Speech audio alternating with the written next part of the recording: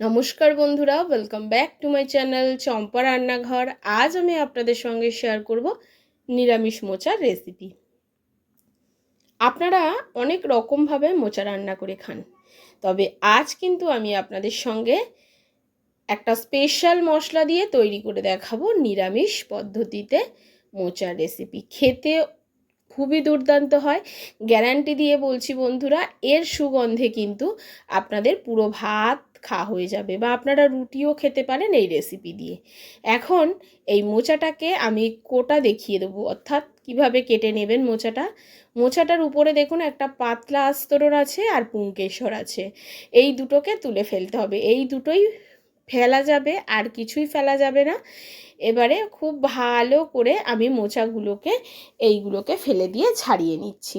মোচাটা ছাড়ানো হয়ে যাওয়ার পরে একটা ছুরি দিয়ে একদম একটু কুচি কুচি করে কেটে নেব। তবে খুব বেশি আমি কুচি করছি না, ঠিক এই রকম করে আমি কেটে নিচ্ছি, দেখতে পাচ্ছেন। এইভাবে সমস্ত মোচাটাকে কিন্তু কেটে ফেলতে হবে বন্ধুরা।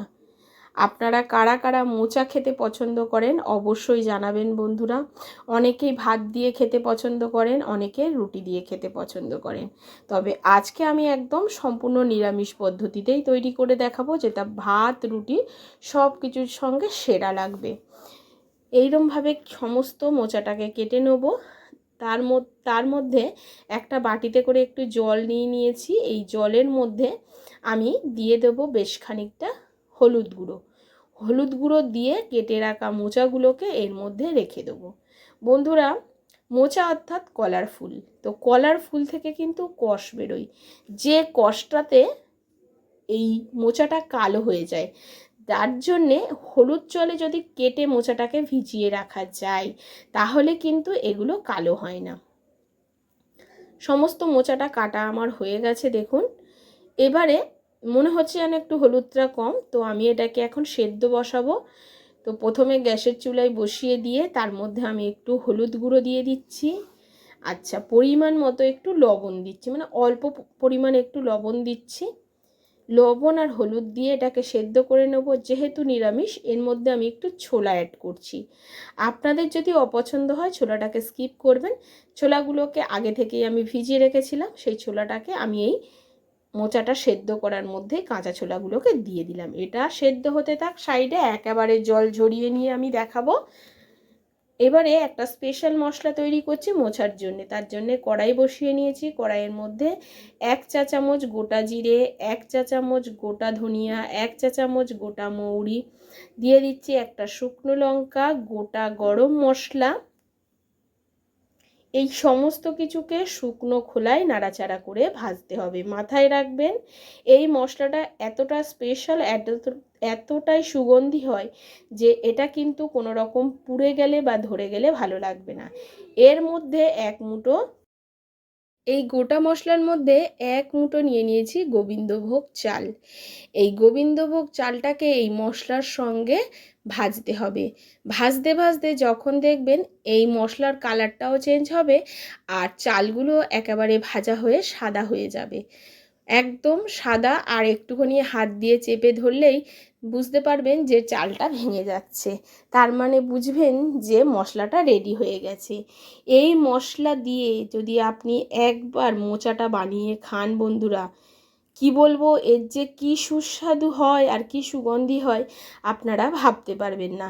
মশলাটাকে ভেজে নিয়ে আমি সাইডে সরিয়ে রাখবো, আর একেবারে গুঁড়ো করে নেবো। গুঁড়ো করাটাও আপনাদের সঙ্গে দেখালাম না, কেননা বন্ধুরা এই গুঁড়ো করতে যাব শিলে, তো ভিডিওটা একটু বড় হয়ে যায়, তার জন্য দেখালাম না। ওই প্যানের মধ্যেই আমি একটু সর্ষের তেল দিয়ে দিলাম, রান্নাটা সর্ষের তেলে করব। তেলের মধ্যে দিয়ে দিচ্ছি আলুগুলোকে ছোট ছোট চৌকো করে কেটে নিয়েছি। এখন এই আলুগুলো তেলের মধ্যে দিয়ে অল্প হলুদ আর লবণ দিয়ে আলুগুলোকে ভেজে নেব। একটু লালচে করে আলুগুলোকে ভেজে নিতে হবে। প্লিজ বন্ধুরা, আমি যে পদ্ধতিতে আজকের আপনাদেরকে এই মোচা রান্নাটা দেখাচ্ছি, এই পদ্ধতিতে আমার রিকোয়েস্টে বাড়িতে একবার রান্না করে খেয়ে দেখবেন। অনেক রকমভাবে আপনারা মোচার তরকারি খেয়ে থাকেন, তবে আমি বলবো আজকের রান্নাটা সেরা হবে। এইভাবে হয়তো আপনারা আগে কখনো মোচাটা রান্না করে খাননি। এবারে দেখুন লবণ হলুদ দিয়ে একটু লালচে করে আলুগুলোকে ভেজে নিয়ে তুলে নিতে হবে। আলুগুলোকে এবার তুলে নিচ্ছি। তুলে নেওয়ার পরে বন্ধুরা কড়াইতে যে তেল থাকবে সেই তেলের মধ্যে ফোড়নে ব্যবহার করব গোটা জিরা, দিয়ে দেব একটা তেজপাতা আর একটা শুকনো লঙ্কা। এবার এই ফোড়নটাকে একটু নাড়াচাড়া করে ভেজে নিচ্ছি। যখন ফোড়ন থেকে একটা সুন্দর গন্ধ বেরোবে তখন এর মধ্যে দিয়ে দিচ্ছি আদা আর কাঁচা লঙ্কা বাটা। এখানে 1 চামচ আদা বাটা আর 3 থেকে 4টে কাঁচা লঙ্কা বেটে রেখেছি, সেই বাটা মশলাটাকে ব্যবহার করলাম। আমি কিন্তু বন্ধুরা ওদিকে মোচাটা সেদ্ধ হয়ে গেছে, জল ঝরাতে দিয়ে দিয়েছি। এটা আর আমি ক্যাপচার করিনি, কারণ আপনারা সবাই জানেন যে মোচাটাকে একটু ভাপিয়ে রান্না করলে খেতে ভালো হয় বা যে কষটা বেরোয় সেটা বেরিয়ে যায়। এবারে দেখুন আদা আর কাঁচা লঙ্কাটাকে ভেজে নিয়েছি, কাঁচা গন্ধটা চলে গেছে। এখন দিয়ে দিচ্ছি একটা টমেটো কুচি। টমেটোটাকেও একটু তেলের মধ্যে নাড়াচাড়া করে নিচ্ছি। এখন এর মধ্যে কিছু গুঁড়ো মশলা ব্যবহার করব। দিয়ে দিচ্ছি এখানে পরিমাণ মতো লবণ। মাথায় রাখতে হবে আলু ভাজার সময় লবণ দিয়েছিলাম, মোচা সেদ্ধ করার সময়ও লবণ দিয়েছি, তো সেই পরিমাণটা ভেবে লবণটা দিলাম। তারপরে যদি আবার লবণ লাগে পরে দেবো। এবার দিয়ে দিলাম হলুদ গুঁড়ো, দিয়ে দিচ্ছি একটু লঙ্কা গুঁড়ো, দিয়ে দেব এখানে জিরা গুঁড়ো 1/2 চামচ আর ধনিয়া গুঁড়ো 1/2 চামচ। এবার সমস্ত গুঁড়ো মশলাটা, যেহেতু গুঁড়ো মশলা, এর মধ্যে একটু জল দিয়ে আমি কিছুক্ষণ কষিয়ে নেব। গুঁড়ো মশলাতে একটু জল দিয়ে যদি কষানো যায় তাহলে কিন্তু কষানোটা ভালো হয়, সুন্দর হয় বন্ধুরা কষানোটা। আর এই কষানোটা যতটা সুন্দর হবে মোচাটা খেতে ততটাই সুস্বাদু হবে। খুব ভালো করে দেখুন মশলাটাকে কষিয়ে নিয়েছি, আর মশলাটা কষাতে কষাতে সাইড দিয়ে বেশ তেলও ছাড়তে শুরু করেছে। এই মুহূর্তে এর মধ্যে আমি দিয়ে দেব আগে থেকে সেদ্ধ করে রাখা মোচাটা। দেখুন ছোলা আর মোচা একসঙ্গে সেদ্ধ করেছি। এবারে মোচাটাকে আমি জল ঝরিয়ে দিয়ে দিচ্ছি কড়ার মধ্যে, মশলার মধ্যে দিয়ে এটাকে একটু নাড়াচাড়া করে মশলার সঙ্গে কষাতে হবে। মশলার সঙ্গে বেশ 2 থেকে 3 মিনিট কষাবো। এখন আর কোনো রকম জল দেবো না, কারণ এর সময় যদি জল দিয়ে আমি সেদ্ধ করতে যাই তাহলে এটা একেবারে ঘেঁটে যাবে। আমি কিন্তু কোনো রকম জল দেবো না, এই মোচা থেকে অনেকটা পরিমাণ জল বেরোবে। এটাকে একটু মিডিয়াম ফ্লেমে ঢাকা চাপা দিয়ে এখন রান্নাটা করতে হবে, তবে এর স্বাদ আর সুগন্ধ ভরপুরে হবে। এবারে এর মধ্যে দিয়ে দিচ্ছি ভেজে রাখা আলুগুলো। মশলার সঙ্গে খুব ভালো করে মোচাটাকে কষানোর পরে আলুগুলোকে দিয়ে দিলাম। আলুগুলোকে দিয়ে একটু নাড়াচাড়া করে নিচ্ছি। নেওয়ার পরে বন্ধুরা এখন এটাকে ঢাকা চাপা দিয়ে রাখবো 5 মিনিট মতো। এতে কি হবে, এর থেকে জলও বেরোবে, একদম সব কিছু সুসিদ্ধ হয়ে যাবে। 5 মিনিট পরে ঢাকাটা তুলে নিচ্ছি। এবার এটাকে খুব ভালো করে নাড়াচাড়া করে দিচ্ছি। দেখুন আর একটু স্প্যাচুলা দিয়ে একটু প্রেস করে করে দেবো, তাতে খুব সুন্দর মজে যাবে মোচাটা। দেখুন আপনারা দেখেই বুঝতে পারছেন মোচাটা কিন্তু বেশ মজে গেছে। আর খুব বেশি এখানে তেলেরও ব্যবহার করিনি, আর জল তো শুধুমাত্র সেদ্ধ করেছি সেটুকুই, তাছাড়া জল ব্যবহার করিনি। এখন মোচা আলু খুব ভালো করে আমাদের সিদ্ধ হয়ে গেছে। এর মধ্যে এখন দিয়ে দেবো একটু চিনি। যেহেতু নিরামিষ একটু মিষ্টি মিষ্টি হলে খেতে ভালো লাগে, তার জন্য একটু চিনি ব্যবহার করলাম।